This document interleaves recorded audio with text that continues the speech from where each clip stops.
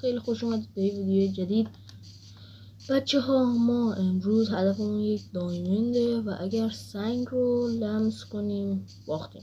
بچه ها برو بریم سراغ ویدیومون.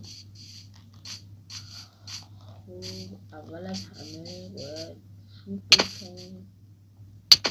و از قبل من یکم بازی کرده بودم، یکم خرد و پرت بنالم. حالا بازم باید چوب بکنیم.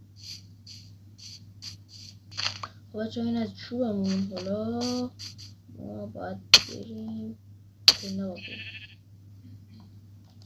کرافتینگ تیبلمون رو برمیداریم، تبدیل میکنیم به چوب.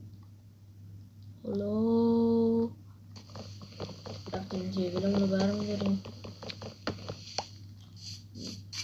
میریم به یه جای.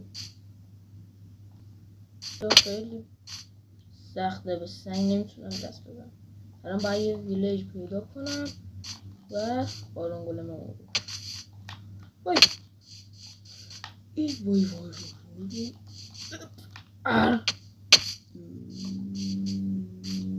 شدم باید بکنم سر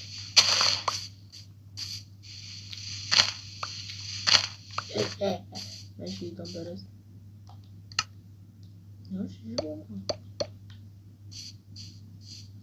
بچه بینم میتونه آروم برم واسه خاکا رو بردارم.